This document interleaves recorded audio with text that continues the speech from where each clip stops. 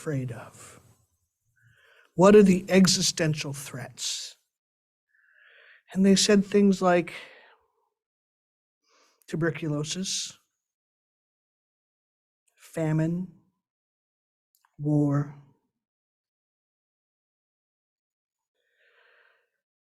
And 100 years later, the existential threats that we face today, climate change, access to medical care, a global cold, maybe hot war, were not things that anybody had even imagined in 1900. And this is the title of the video was like, what do scientists worry about?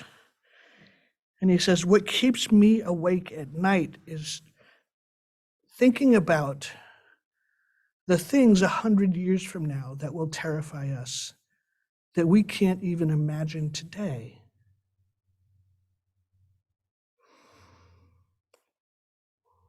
And I think there's a flip side of that, which is there are truths today that we understand as real that could not be imagined 100 years ago. That racial discrimination is wrong, that women are full citizens, that people should have the right to their own bodily autonomy. 100 years ago, those weren't even on the radar. And yet today they are truths that we know and we celebrate.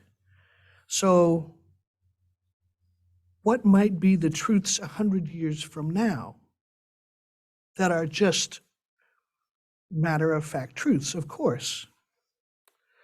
And we as a faith need to be open to that exploration, to that revelation.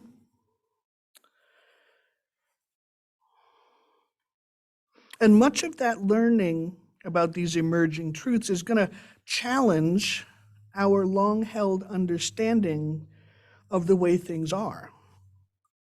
This is going to cause us some mental, emotional, and spiritual discomfort. I invite you to think about the progress in our commonly held understanding of LGBTQIA LMNOP persons. 40 years ago, everyone was simply called gay. Bisexuals were viewed with suspicion as perhaps traitorous, people who were gay but were willing to be closeted and pretend for some nefarious reason. Transgender people were not even considered part of the queer community. And as time progressed, bi folks became less threatening to the larger community. Lesbian separatism became a thing and then returned to the larger fold of the ever-expanding alphabet group. Gay rights eventually became gay and lesbian rights, then LGBT rights, then LGBT rights, and the letters keep going. Young people now are exploring and claiming language to describe and identify themselves ever younger and in more diverse ways than ever before. 30 years ago, we had no understanding of the concept of a non-binary gender. We had no concept of asexuality as an identity, but instead was a pathology to be treated. It was not considered yet one more color in the spectrum of human condition. And when we first heard those thoughts and ideas,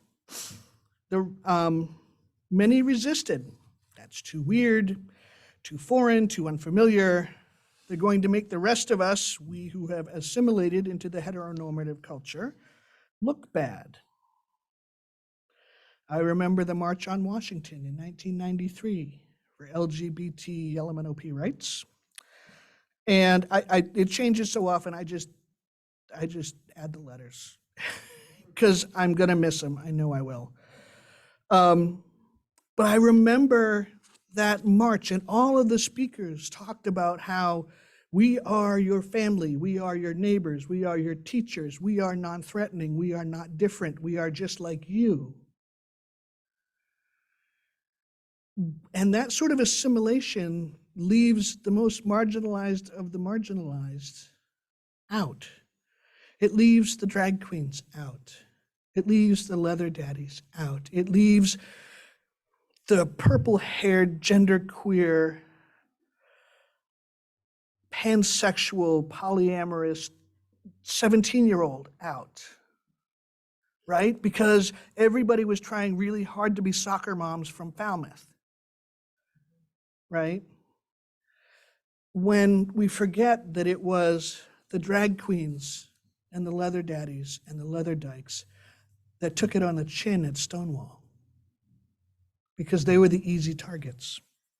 So that was a diversion. All right, so they're going to make the rest of us, right, who have assimilated into the heteronormative culture look bad. They're going to jeopardize all that we've worked so hard to gain. And yet here we are in a very different time and place. And it was uncomfortable those years, and it was painful. But now we understand that gender and sexual identity are far more complex than a binary 0 and 1 formula. Humans are amazing creatures, always adjusting and shifting and growing and learning and surviving and thriving. We are always moving and exploring and seeking out these new truths. We understand ourselves to be critical thinkers, right? We are reasonable, we meaning Unitarian Universalists, right? We appreciate the scientific method of testing new ideas. Can it be duplicated? Can it be documented? Has it been peer reviewed? And we adjust our understanding of things when we have new information, right? I mean, we like to think that we do that. So we have our 7 principles, right? They're on all our stuff, and I mean all our stuff. They're in the hymnals. They're on all our pamphlets. They're on those handy wallet cards. For many of us, they're on a beautiful framed poster in my office. They are quite concrete to our understanding of what Unitarian Universalism is. They are very nearly a creed. I love to listen to people twitch when I say that. Now, that's a real problem for a faith that identifies itself as non-creedal and claims to be a living faith, rejecting creeds and doctrine for a continued learning and development and evolution. We are so committed to being a living faith, as Sarah described this morning, that we built into our denominational bylaws, into the very structure of our denomination, a requirement for self-examination periodically. We need to do it with a frequency of no less than every 15 years. Now, there were changes proposed to Article 2 to the General Assembly back in 2010, I believe, but they failed to garner support from a majority of the delegates present. So that was frustrating to the members of the commission who had done so much work. But beyond that frustration, that refusal by the General Assembly delegates at that time to update our language has done a grave disservice to our denomination. It is hard to be a living tradition if you won't change or grow. And now we have a whole generation of people who have known no language other than the 7 principles. They have no language other than the sources, and thus rendering them doctrinal. When language becomes too holy to challenge, too holy to change, it becomes a creed. All right. I want to share with you a short video that was created at the beginning of the process of the current Article 2 Commission. Let's watch together for a couple of minutes, and then I'll come back.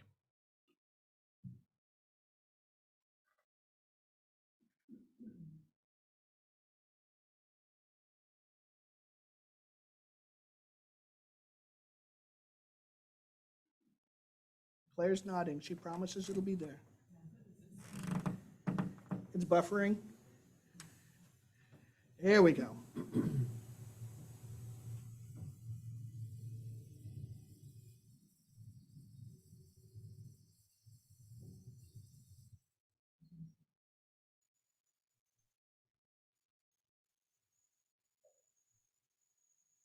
The nature of covenant is that it's relational. And so to the extent that our current covenant, the association's current covenant, refers primarily to individuals rather than to the community or to the relationships, that would be a place that I would point to that I would hope the Article 2 Commission would be paying close attention. The way we express the covenant has to change with the times. My congregation is 112 years old. And until 2014, we had not ever formed a mission statement. 2014, we finally had a mission statement, and we have a covenantal commitment to be behind that mission. But we were a people of covenant from before we made that mission statement. Before we formed the words, we had that sense of walking together in love. We need to express it in words, but the words aren't the covenant. The covenant is eternal. The words change with the time, the society, the culture, as they need to. Our covenants are imperfect articulations of what is universal, transcendent. It's our attempts to express that, and we learn and change. And that's, I mean, I love that about our faith, that we're not rooted in an unchanging past or unchanging definitions. We are a living tradition.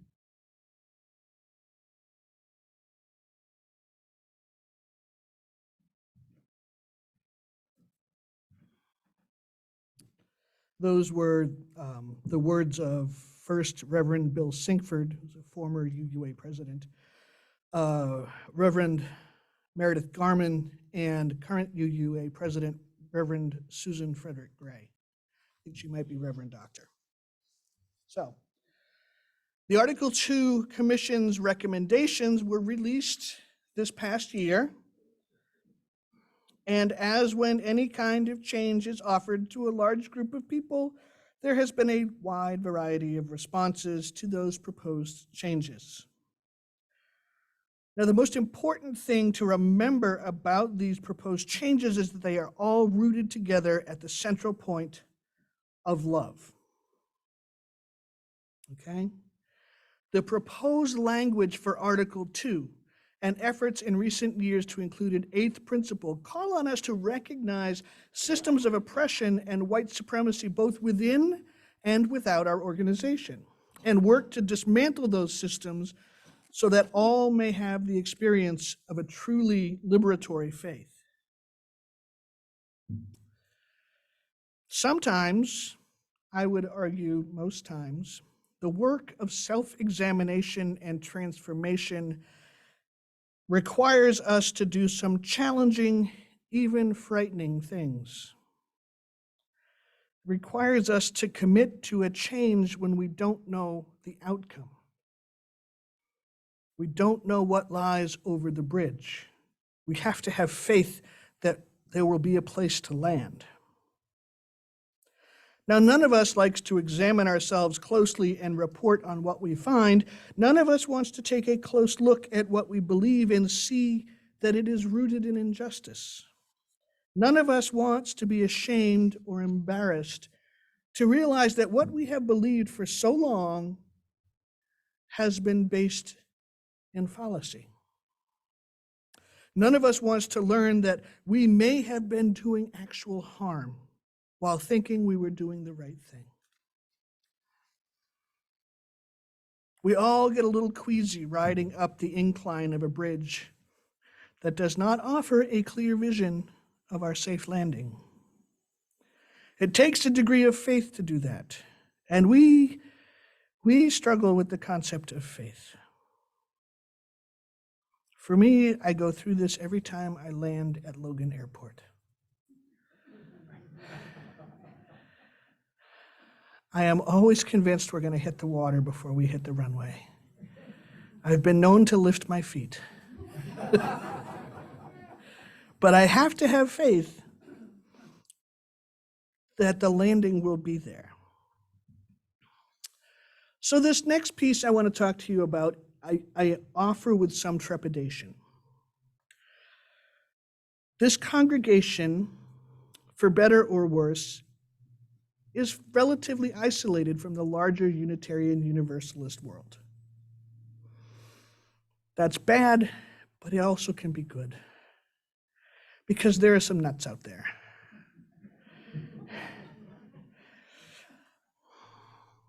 And, I've been happier without you knowing about the nuts. But there are some of you who are going to go to GA this year, and I need you to know that there is a movement, there is an organized movement within our denomination to roll back the progress we've been trying to make.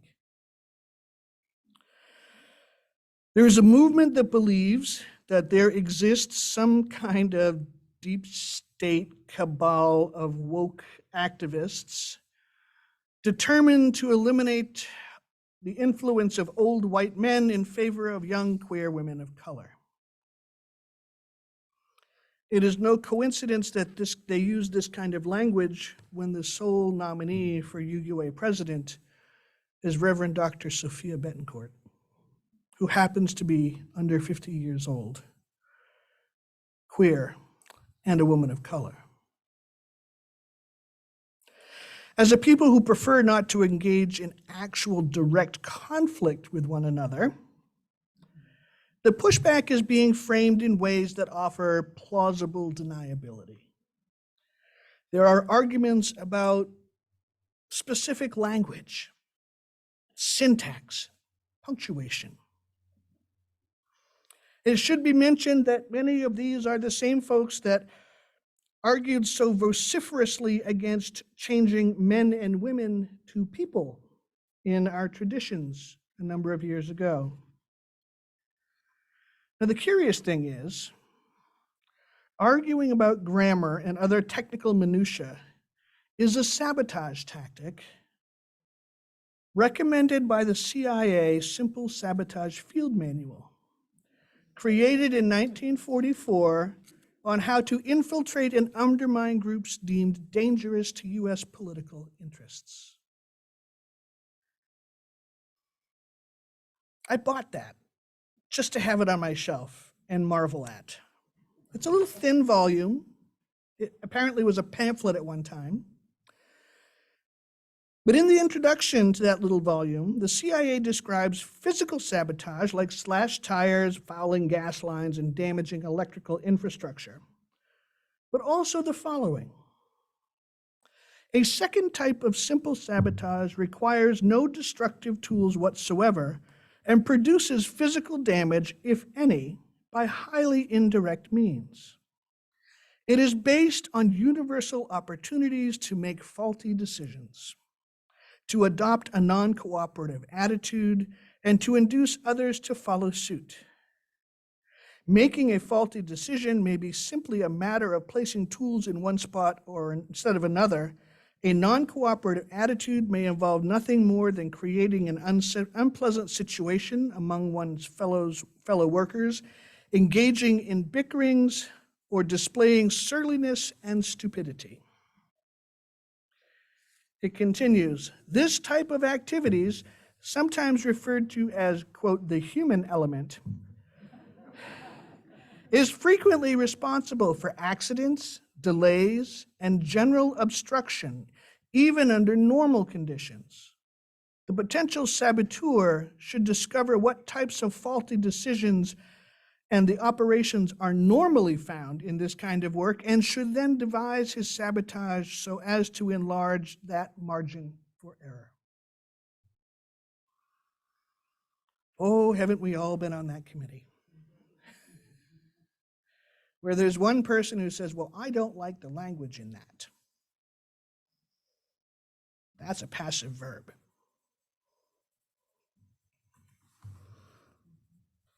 Now, I am not suggesting that those who resist progress in Unitarian Universalism are CIA operatives seeking to dismantle our faith. I am merely, these are members of our faith who would rather like to freeze it in a particular time and place. As Buckley described, standing athwart history, shouting, stop. But here's the thing. The impact of our actions trump the intent of our actions. And the impact of their actions are resulting in damage to the living part of our living faith. The part that requires us to continue to explore and evolve and wonder and learn and imagine new things. This group is attempting to bind the growth and expansion of our faith, not in numbers necessarily, but in spiritual understanding. And in doing so, they are starving our faith like a potted plant stuck for too long in a pot that once fit, but has become too small. The Article 2 Commission worked to create a system that uplifts the voices of those parts of Unitarian Universalism that for too long have been excluded. We know, this is one of those truths that we know, that diversity makes for a richer, more well-rounded, smarter, more beautiful society. It makes for better science, it makes for better art, it makes for better food, it makes for better governance. Diversity makes for a better world. And how do we achieve that? In our current situation, we must give weighted consideration to the input of those groups that have been historically marginalized, excluded, and targeted. And the democratic process, the way we've been practicing it, leaves no room for that to happen. When the majority rules, kind of sucks for the minority. The needs of those minorities, those needs, those members of our world and our denomination whose wisdom and creativity we need so desperately to experience, are left out. Because 5-4 wins. What does it mean for us to examine one of our 7 sacred principles that we have turned into a creed, that being our commitment to the democratic process? Acknowledge that it works at a complete cross purpose to our claimed goal of creating a world of peace with freedom and justice for all.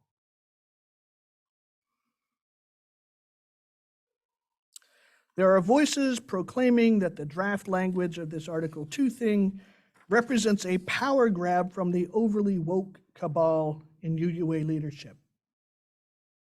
Sound familiar? Can we just stop for a minute and acknowledge and name that language? When it happens in politics, we can identify it as authoritarianism. When it happens in our denomination, we get all squeamish at naming that same behavior. Someday I'll write a sermon about the toxic culture of niceness. It prevents us from having honest discussions because we are afraid to hurt anybody's feelings. But the fact is, we are seeing the tactics and goals of a group of people determined to maintain control of a culture, of a denomination that is changing around them, even as their own numbers represent an ever-shrinking minority. The world is becoming younger and browner and queerer and more tech-savvy. This resistance group is operating on fear, much as those in our political world are tapping into the fear of change in our larger culture. There are some who fear that their own voices, which have been dominant for so many years, might not carry the weight and authority they once did. It is almost as if they believe that being outvoted might not be a fun thing to do. They very clearly do not want for themselves the reality of minority status that they have been so comfortable inflicting upon others for decades. Now, I say, and I believe this to be true, that we who enjoy so much privilege, so much power, would do well to shut up and listen. We've been running things for so long at the cost of what might have been. As people of privilege, it is our obligation to tear down the systems that unfairly favor us and exclude others. We must eliminate the systems that grant us access to opportunity and resources at the expense of others. Democratic process is not limited to one expression or practice. Any process of governance that acts in consult and with the consent of the governed is democratic.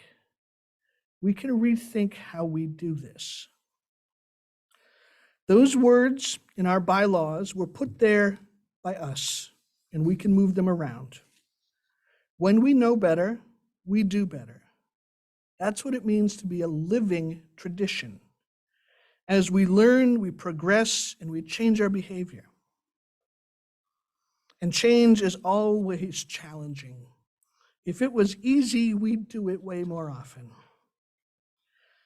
It can be terrifying to acknowledge that we might be benefiting from a system that is inherently unfair and not of our making. Driving over that bridge into the unknown, cruising in to land at Logan, can cause anxiety. But if we are to grow, if we want to reclaim our relevance as a faith movement in our country, we must become, through actions, the living faith we claim to be. We can do it. Remember, as human beings, we are designed for exploration and growth. If you have any doubt about that, spend some time with a 3-year-old. They are wired to learn and explore. The language of how we identify ourselves and how we know truth changes through the years. But if love is at the center of the process, we will make it through. May this be our practice and our prayer together. Amen.